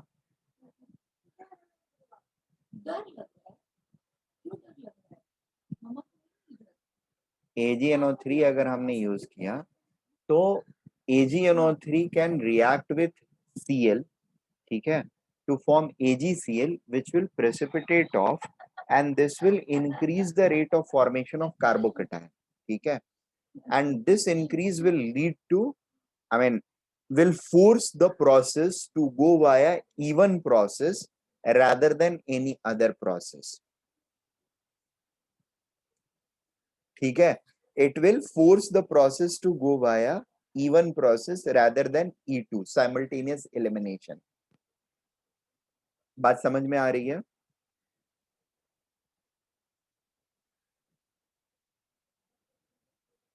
Or any other processes. My point over here is only this. कोई भी precipitating agent अगर हम यूज करते हैं तो rate of formation of carbocation जो होता है वो हमारा इम्प्रूव या इंक्रीज कर जाता है और इसकी वजह से इवन प्रोसेस के थ्रू जनरेटेड प्रोडक्ट जो होता है, इवन प्रोसेस के थ्रू जनरेटेड प्रोडक्ट उनका प्रोपोर्शन बढ़ जाता है। और इवन प्रोसेस के थ्रू जनरेटेड प्रोडक्ट क्या होएगा? इवन प्रोसेस के थ्रू जनरेटेड प्रोडक्ट जो होएगा that is going to be like,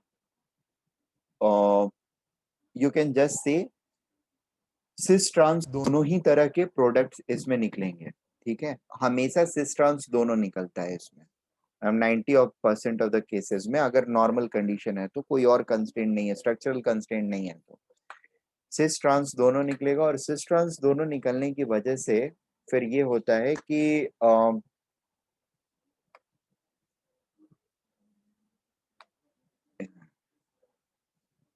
हाँ, यही आइडेंटिफिकेशन भी रहेगा। जबकि E2 अगर हो रहा होता है, E2 अगर है और यही आइडेंटिफिकेशन भी है कि सिस ट्रांस दोनों निकल रहे हैं, मतलब सिन एंटी एलिमिनेशन दोनों हो रहा है, यानी इवन के थ्रू प्रोसेस हो रहा है, ठीक है।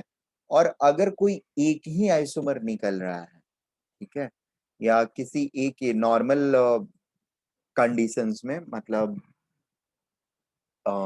प्रेसिपिटेटिंग एजेंट को अगर हम यूज नहीं करते हैं और नॉर्मल कोर्स ऑफ रिएक्शन में वो रिएक्शन कोई एक ही प्रोडक्ट देता है प्रेफरेंशियली, सो दैट मीन्स वो मेजरली E2 के थ्रू से जा रहा है, या एक का प्रोपोर्शन बहुत ही ज्यादा है, ट्रांस बन रहा है या सिस जो भी बन रहा है वो मेजोरिटी में बन रहा है। मेजोरिटी मतलब बहुत ज्यादा बन रहा है, 90% ट्रांस बन रहा है, 10% सिस बन रहा है, ठीक है, एक ही टाइप का प्रोडक्ट बहुत ज्यादा बन रहा है, that means majority of elimination is going via E2 process, ठीक है। इवन के थ्रू अगर जाएगा तो दोनों ही टाइप के प्रोडक्ट के फॉर्मेशन की पॉसिबिलिटी रहती है, दोनों ही टाइप के फॉर्मेशन प्रोडक्ट के फॉर्मेशन की पॉसिबिलिटी रहती है। ट्रांस वाला थोड़ा ज्यादा होता है because of thermodynamic stability, trans वाला थोड़ा ज्यादा होता है because of thermodynamic stability, but disparity is never very high in even process. E2 process में disparity is always going to be very high. In fact, it is stereo specific. Yeah, it is stereo specific. किसी मतलब ये anti elimination करेगा, मतलब anti ही elimination करेगा हमेशा, और साथ में एंटी एलिमिनेशन की वजह से अगर दो हाइड्रोजन्स नहीं है, दो हाइड्रोजन्स अगर रहते हैं तो हमारे पास थोड़ी फ्रीडम रहती है। अगर मान लो एक ही प्रोटॉन है तो फिर एंटी एलिमिनेशन में अगर हमारा सिस फॉर्म बन रहा है तो फिर पूरा का पूरा सिस फॉर्म ही बनेगा, there won't be any traces of trans, trans रहेगा ही नहीं, ठीक है। E2 वाला एक बार डिस्कस करते हैं, then probably this point will become more clear, और या that will become more clear, ठीक है। E2 वाले में एक्चुअली स्टीरियो स्पेसिफिक होने की वजह से वो सिर्फ और सिर्फ एक ही प्रोडक्ट देता है किसी भी पॉइंट ऑफ टाइम पे. Let me just cover that, things will become more clear. यहाँ पर अगेन मेरा सिर्फ एक स्ट्रेस, एक पॉइंट पर स्ट्रेस है, इवन के थ्रू जनरेटेड प्रोडक्ट्स जो होंगे उनका प्रपोर्शन हमारे ओवरऑल स्कीम ऑफ रिएक्शंस के अंदर में बढ़ जाएगा. ठीक है.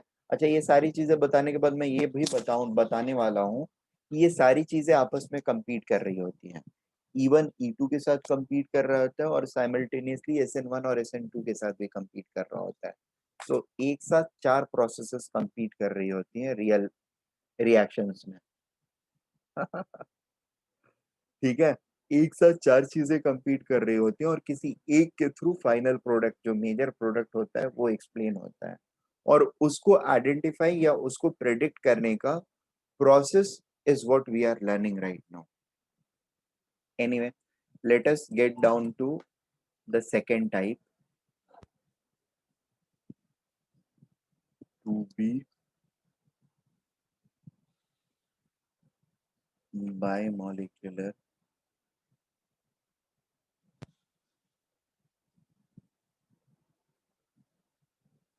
elimination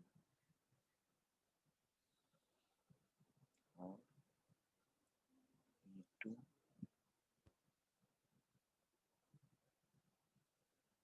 elimination.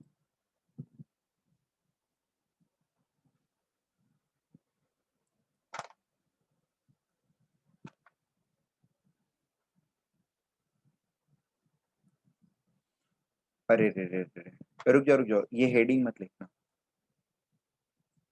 एक चीज और डिस्कस करना था मुझे इवन के अंदर में. ठीक है. अभी तक ये सारी चीजें जो डिस्कस कर रहा था मैं, ये सारे पॉइंट्स वैलिड हैं. इसके अंदर में कुछ वेरिएशंस भी नोटिस किए गए हैं. ठीक है. वेरिएशंस क्या है? जैसे हलाइड के अंदर में जब निकलता है हलाइड, ठीक है, तो हलाइड निकलता है तो एग्जैक्टली हमारा ये प्रोसेस फॉलो करता है जो हमने डिस्कस किया. ठीक है. हलाइड का एक्सपल्सन जो होता है, halide as a leaving group या उस तरह का कोई और मोनोवैलेंट चीज जो होता है, वो जब लीव करता है तो that follows this kind of approach. On contrary, there are there is another like hydroxyl अगर निकला, हाइड्रोक्सिल अल्कोहल्स वाला हाइड्रोक्सिल अगर है, या फिर आपका अमाइन अमोनिया NH2 लगा हुआ है, ठीक है, एज अ लिविंग ग्रुप, तो the process of elimination changes a bit. ठीक है.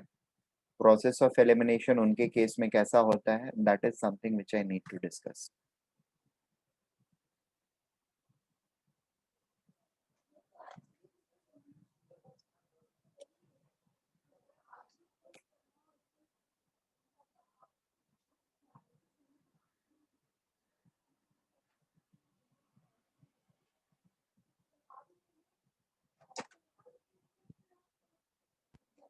यहाँ पर एग्जाम्पल में नोट कर सकते हो यूज ऑफ AgNO3 और Zn ड्यूरिंग एलिमिनेशन. ठीक है. और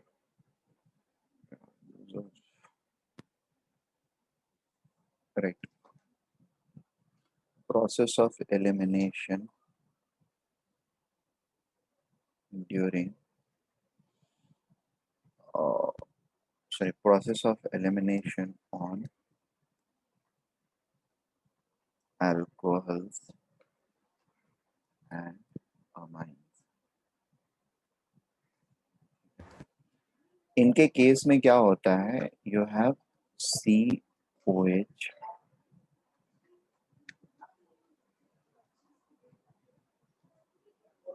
ठीक है. So the first step which takes place is instead of ये होने के कि सॉल्वेंट के प्रेजेंट में इनका डीप्रोटोनेशन, सॉरी, ये leaving as a leaving group depart कर जाए, that not doesn't takes place primarily because OH minus is not a very good living group. ठीक है, it is one of the poorer living groups. ठीक है, and similarly NH2 minus, OH minus and NH2 minus, these are two very poor living group. Remember, they are so poor that it is very difficult for, it is very difficult for us to remove them or eliminate them or push them to leave. ठीक है, so we have devised a technique. What we do is we first protonate them. ठीक है, we protonate them and they accept this hydrogen H plus under step 1. So इनके लिए step 1 क्या हो जाता है हमारा? Protonation step. प्रोटोनेट होने के बाद ये बन जाते हैं इस तरीके से plus system. This weakens this bond and increases its length.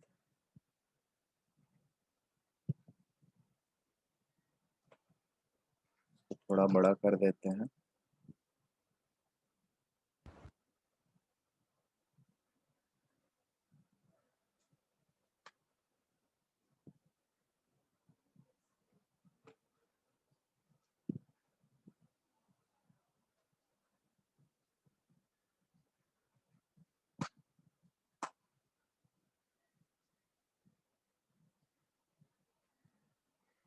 Right, step 1 और protonation step. Protonation step. After this protonation, it then goes to step 2 where the elimination takes place. Sorry, this living group, this new living group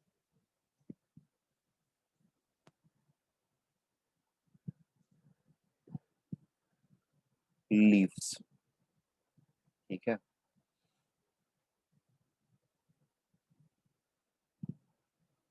minus H2O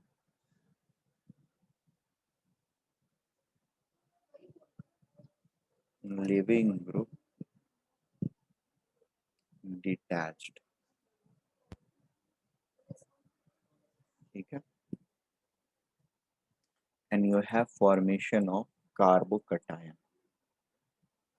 This then can rearrange I intermediate formation. It is in fact intermediate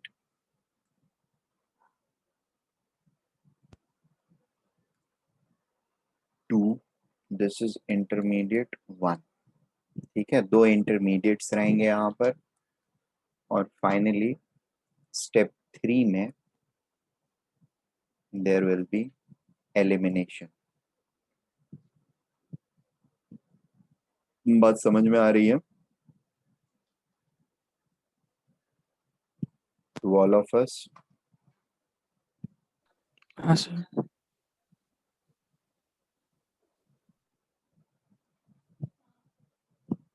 Deprotonation leading to formation of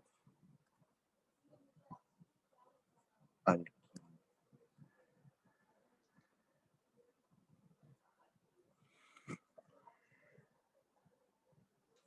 ठीक है,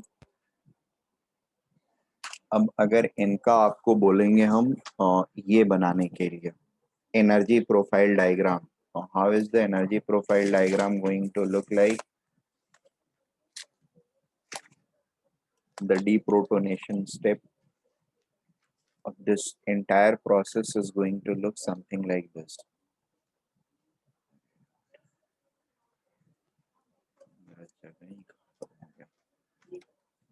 next page पर चलते हैं.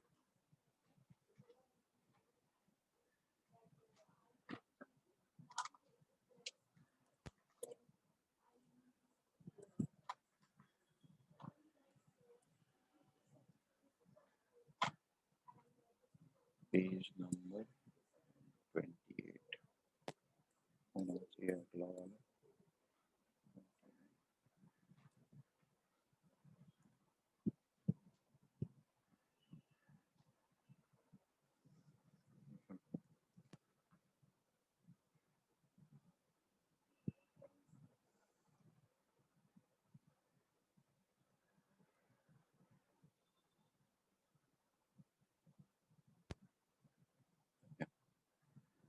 So suppose this is my alcohol,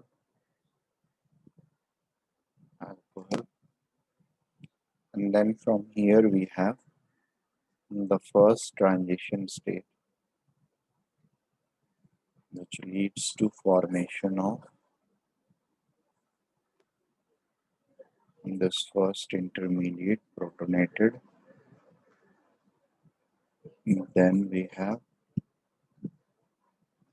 second transition state,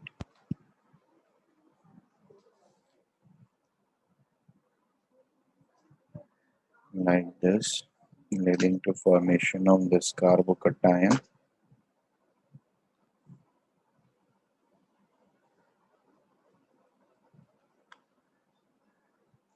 And then you have third transition state, leading to formation of the final product, which will stay at a higher altitude compared to your initial. बात समझ में आ रहा है?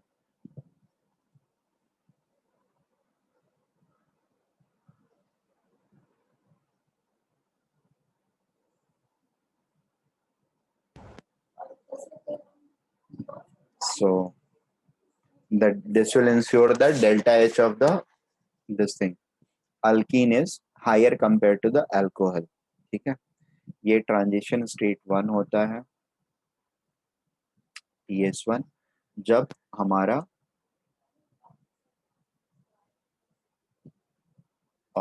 ये क्या बोल रहे हैं H प्लस आकर के अटैच हो रहा है. This is protonated system, protonated alcohol.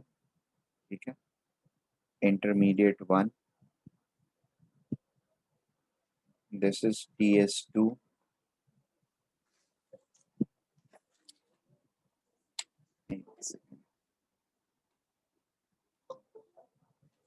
this is my TS2, this is intermediate 2, then TS3, and then we have final product P. ठीक है, that is alkene.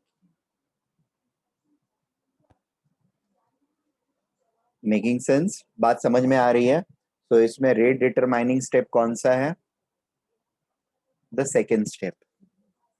ठीक है, एलिमिनेशन ऑफ लिविंग ग्रुप और detachment of leaving group is the RDS.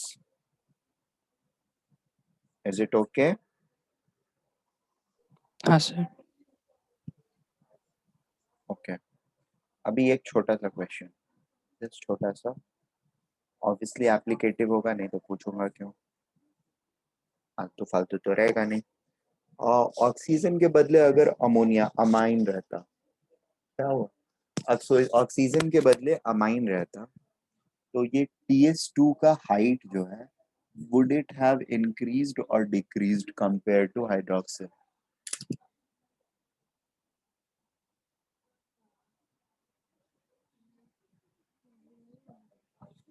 हाँ,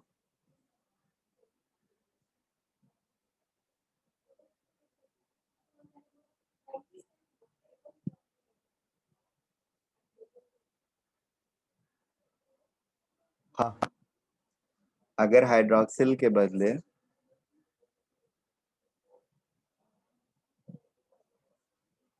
amine होता, hydroxyl के बदले amine होता, तो हमारा टेंडेंसी ऑफ, अरे यार,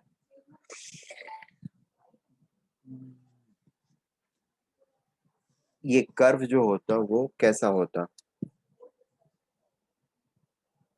ये वो प्रिडिक्ट करने के पहले मुझे ये बताओ, सोचोगे क्या तुम लोग, ये बताओ। ऑब्वियसली ये एप्लीकेटिव है, तो ये आपकी सोचने, मतलब कैसे आप सोचते हो, क्या सोचते हो, यही जज करने के लिए क्वेश्चन पूछा गया है।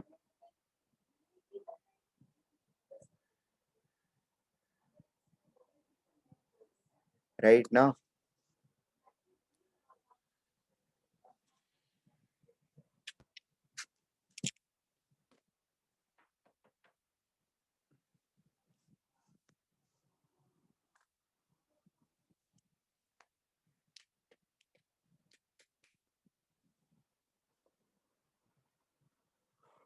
हाँ जी।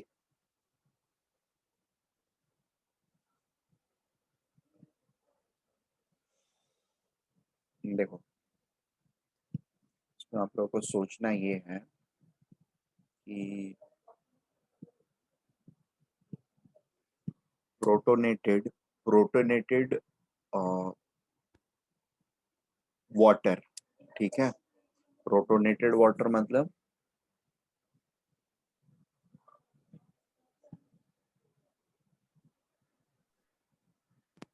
ठीक है, और प्रोटोनेटेड अमोनिया,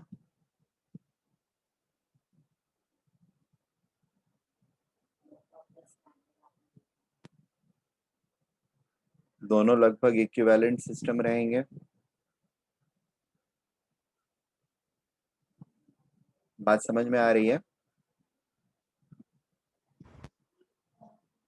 और डिटैच यहाँ पर होना है, यहाँ पर बेसिकली ये किसी कार्बन से बॉन्डेड है और यहाँ पर ये किसी कार्बन से बॉन्डेड है, ठीक है। यही दोनों बॉन्ड्स को ब्रेक होना है, ठीक है। जिससे ब्रेक होना है वो है कार्बन, सेम एटम, राइट। तो इसको हम लोग सिंपली ये समझ सकते हैं कि पिछले वाले कंडीशन में जब ये हाइड्रोजन से जिस ऑर्डर में ब्रेक हो रहा है, यहाँ पर जब हाइड्रोजन और हाइड्रोजन है, हाइड्रोजन और हाइड्रोजन के साथ बॉन्ड ब्रेकिंग टेंडेंसी इनकी जो रहेगी, लगभग वही बॉन्ड ब्रेकिंग टेंडेंसी कार्बन के साथ भी रहेगी। ऑर्डर एटलीस्ट वही रहेगा, टेंडेंसी वही रहेगी। और अगर दोनों का इंक्रीज हो रहा है बॉन्ड एनर्जी, हाइड्रोजन के साथ यहां से यहाँ पे इंक्रीज हो रहा है, मतलब नाइट्रोजन वाले केस में नाइट्रोजन हाइड्रोजन का ज्यादा है बॉन्ड एनर्जी, तो कार्बन ऑक्सीजन और कार्बन नाइट्रोजन में भी कार्बन नाइट्रोजन का ज्यादा रहेगा, या vice versa. Are we getting this point? हाँ सर। ठीक है। अब इसका हम आइडिया कैसे लगाएंगे? इसका पीके जो होता है, पीके, ठीक है, वो पीके इसका होता है अप्रोक्सीमेटली, होता है -16 से +3 रहता है क्या? I think pK of this is -1.3, -1.3 या -2 रहता है, कुछ तो ऐसा रहता है। और इसका पीके रहता है ये प्रोटोनेटेड वाले का अप्रोक्सीमेटली 9 के बराबर, ठीक है। और नॉर्मल हाइड्रोक्सिल या H2O वगैरह का अगर हम देखते हैं तो H2O का पीके क्या है, 16 के अराउंड है पीके, है ना। और अमोनिया का कितना है, NH3 का पीके जो है दैट इज 35।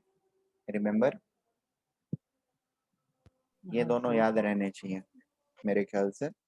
ये बार बार ये और तुम्हारा एसिटिलीन, इन दोनों का कई एक बार यूज किया गया है, सो 25 एंड 35 ये ध्यान में रहना चाहिए, ठीक है। सो ये लगभग, मतलब अगर एसिडिटी इन दोनों की 1635 है तो इनके प्रोटोनेटेड सिस्टम का भी ये ऑर्डर रहना, से -1/3 एंड 9 रहना, लगभग 10 का डिफरेंस या 11 का difference is very much fair and possible, ठीक है। एंड लगभग यही, अच्छा अब ये पीके इसका कम है इसका ज्यादा है, इसका मतलब क्या होगा? पीके जिसका कम है, ठीक है, उसका के क्या होगा, ज्यादा होगा। ज्यादा होगा, मतलब equilibrium will go towards right, bond breaking is easier, हाँ सर।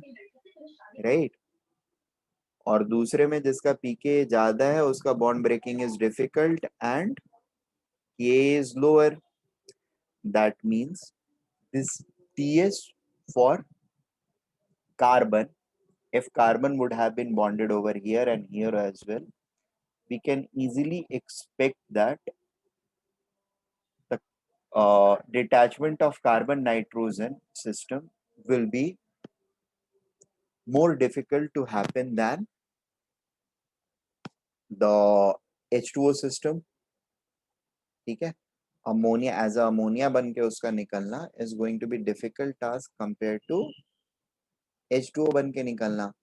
और anyway that is very much true. यहाँ पर ये पीके वैल्यू जो है ये भी तो वही बता रहा है ना, if we remember correctly, leaving group की टेंडेंसी किस चीज के ऊपर डिपेंड करती है, प्रोटोनेटेड एसिड का एसिडिटी के ऊपर, राइट ना। हाँ सो ठीक है, एंड इसका मतलब ये हुआ कि अगर अमोनिया रहता तो ये ग्राफ और ऊपर जा करके फिर आता। Making sense. हाँ सर। इसके अलावा और भी कुछ तुम लोग सोच सकते हो, एसएच के साथ भी कंपेयर कर सकते हो, वो अपने में कर लेना, अपना दिमाग लगा लेना, ठीक है। This was something I wanted to highlight, ये छूट रहा था। एक ही चीज बोला था छूट रहा है ना, दो चीज नहीं बोला था ना। एक सेकंड रुक जाओ, कुछ और भी देख।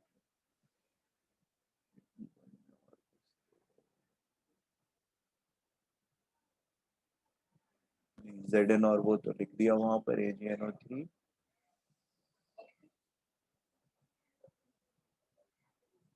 नहीं और कुछ नहीं छूट रहा है, ठीक है, चलेगा। Let us take a break of 5 minutes and will then resume again and will continue with E2, ठीक है, 5 मिनट का ब्रेक।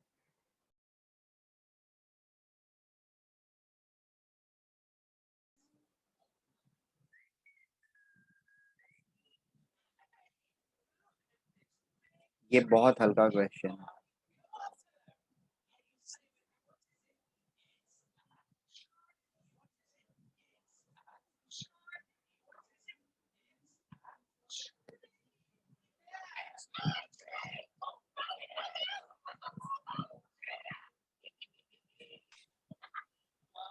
फर्स्ट और सेकंड तो करेंगे, हाँ फर्स्ट और सेकंड करेंगे।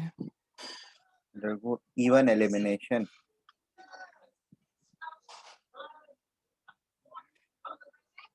क्यों? आपको क्या सोचना है, कैसे सोचना है, ये द इजीएस्ट है। पॉइंट नंबर 6 या 7 में इसको डिस्कस किया है मैंने। देखो यहाँ पे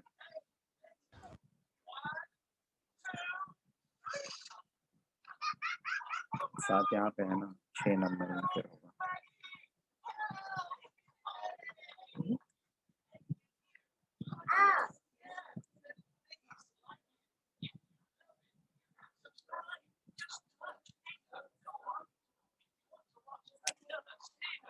ये नहीं डिस्कस किया है मैंने।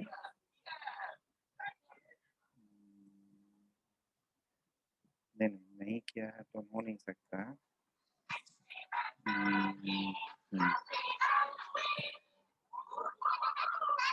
देखो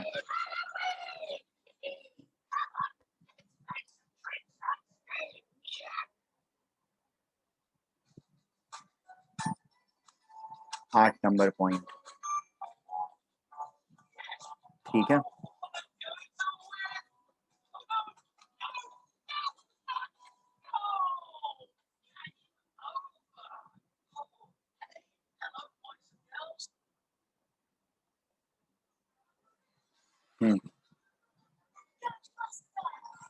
बात समझा। सो अभी देख लिया आप लोगों ने, now you guys can tell me.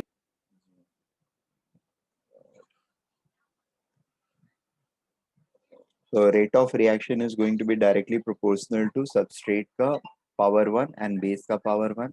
The potential energy curve is going to look like this, where reactant is first transitioning into transition state and then formation of product is taking place. The transition state is going to look like for the reactant which we have taken, the 3-degree one with base. It's going to be something like this. I mean, the transition state is going to be look something like this, where carbon Br bond has actually started getting weakened, or its Br is separating, and simultaneously H plus is also separating, and there is a formation of double bond which is again simultaneously taking place. So three things are happening simultaneously. The electron density which is being left behind due to separation of H plus is being simultaneously utilized to form double bond with the vacant orbital which is being created at the adjacent carbon. ठीक है. इसके अंदर में, इस पूरे system के अंदर में आयनिक कैरेक्टर रहेगा क्या? Will it have ionic character or will it not have ionic character? Why I am asking that? क्योंकि वही फीचर डिसाइड करेगा कि हमारा ट्रांजिशन स्टेट आयनिक फैक्टर से बेसिकली स्टेबलाइज होएगा या किसी और चीज से स्टेबलाइज होएगा. ठीक है. इसके अंदर आयनिक कैरेक्टर रहेगा नहीं रहेगा? नहीं रहेगा. नहीं रहेगा. यहाँ पर जो इलेक्ट्रॉन डेंसिटी क्रिएट हो रही है वो साइमल्टेनियसली इसके साथ बॉन्ड फॉर्म करके यूटिलाइज हो जा रही है. तो ये ट्रांजिशन स्टेट किस फैक्टर से बेसिकली हमारा स्टेबलाइज होएगा? किस तरह के फैक्टर से स्टेबलाइज होएगा बेटर तरीके से? बेसिकली ये डबल बॉन्ड के साथ जो चीजें, डबल बॉन्ड की डेंसिटी के साथ जो चीजें स्टेबलाइजेशन प्रोवाइड कर रही हो, चार्जेस के साथ नहीं, कैटायनिक अनायनिक सेंटर के साथ नहीं, बट इस इलेक्ट्रॉन डेंसिटी. अब ये एट टाइम्स वैकेंट ऑर्बिटल की तरह बिहेव करता है, एट टाइम्स निगेटिव चार्ज की तरह भी बिहेव करता है, राइट? सो कॉन्जुगेट मतलब ये बेसिकली डबल बॉन्ड सिस्टम को स्टेबलाइज करने वाले जो भी फीचर्स होंगे, डबल बॉन्ड को स्टेबलाइज करने वाले जो भी फीचर्स होंगे, they all are going to stabilize this transition state. ठीक है. वैसे दूसरा तरीका भी सोच सकते हैं हम लोग. बेसिकली एनर्जी प्रोफाइल अगर हम देखते हैं तो the transition state is closer to the product. ठीक है. यानी प्रोडक्ट को जो फैक्टर्स स्टेबलाइज करेंगे वही फैक्टर्स हमारे ट्रांजिशन स्टेट को स्टेबलाइज करेंगे. जो भी स्ट्रक्चर इंटरमीडिएट या ट्रांजिशन हो वो जिसके क्लोजर रहता है उस तरह का इलेक्ट्रॉनिक डिस्ट्रीब्यूशन उसके अंदर में रहता है, और जो फैक्टर्स नियरेस्ट या क्लोजेस्ट स्टेबल स्ट्रक्चर को स्टेबलाइज करते हैं वही चीजें हमारे इंटरमीडिएट या ट्रांजिशन स्टेट्स को भी स्टेबलाइज करते हैं. Are we getting this point? Further एक दो चीजें और. यहाँ पर H प्लस को निकालने के लिए असिस्टेंस जो है, H प्लस जो है वो B माइनस के इन्फ्लुएंस में निकल रहा है. ठीक है. और Br माइनस को निकालने के लिए बेसिकली यहाँ पर ड्राइविंग फोर्सेस क्या काम कर रही हैं? तो वहां पर E1 वाले केस में हमारा क्या था? It was a solvation process, solvation which was giving us sufficient energy. Polar protic हमको इसीलिए चाहिए था क्योंकि जो लिविंग ग्रुप था वो हमको पहले निकल के चाहिए था, निकला हुआ चाहिए था, राइट? इसके लिए हम लोग पोलर प्रोटिक सॉल्वेंट वहां पर ले रहे थे. यहाँ पर ऐसी कोई रिक्वायरमेंट नहीं है. The leaving group may not have got detached prior to hydrogen. बात समझ में आ रही है? सो अगर वो पहले नहीं निकल के जा रहा है, लिविंग ग्रुप पहले नहीं निकल के जा रहा है, it is departing along with the H plus, तो यहाँ पर सॉल्वेंट के थ्रू स्टेबलाइजेशन यानी सॉल्वेशन के थ्रू वो जो एक्स्ट्रा कंपनसेटरी एनर्जी थी उसकी मैंडेटरी रिक्वायरमेंट नहीं रह जाती है। बात समझ में आ रही है?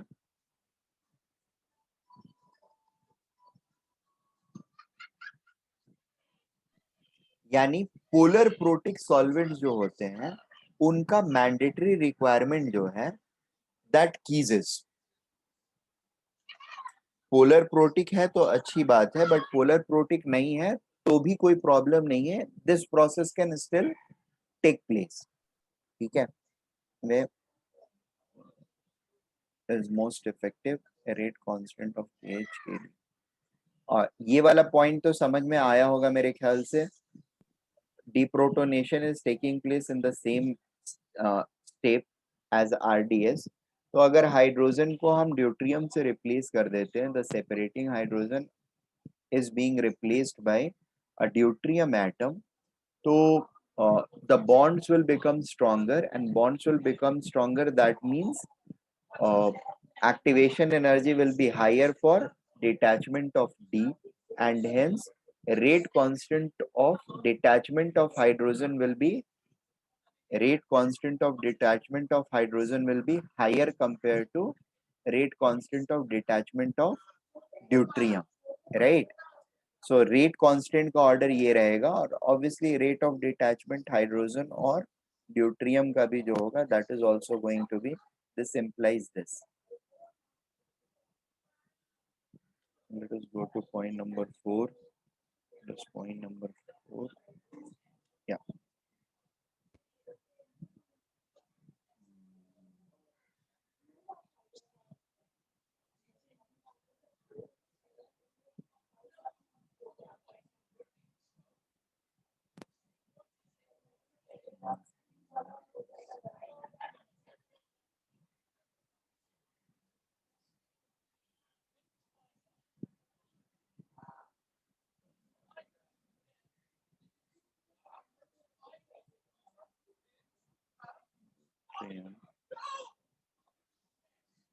exchange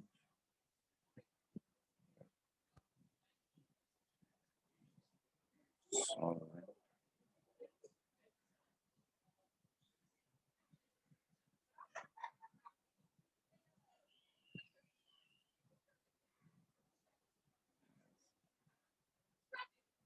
this one is single step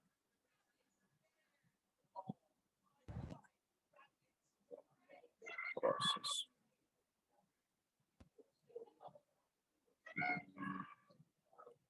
First one,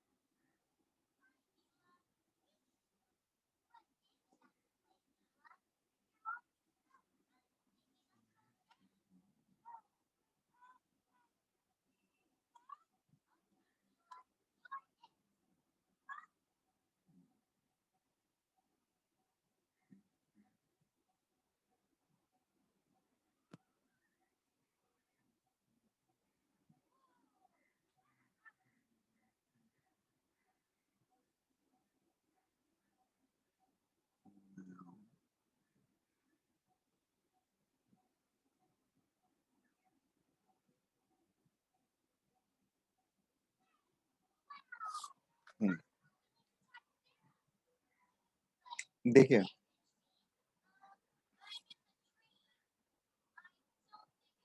ये जो पॉइंट है, we need strong and concentrated base for E2 eliminations. इसके कॉन्ट्रेरी मतलब इसके कॉन्ट्रेरी नहीं, इसी लाइन पे SN2 जो प्रोसेस था हमारा, SN2 प्रोसेस की क्या रिक्वायरमेंट थी? That was also a single step process और उसकी रिक्वायरमेंट थी हमारी स्ट्रॉन्ग न्यूक्लियोफाइल्स,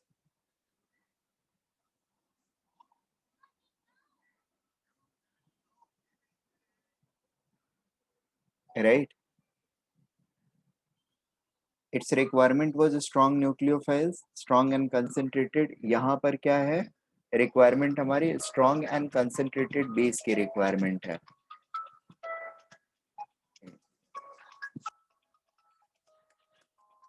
एक सेकेंड,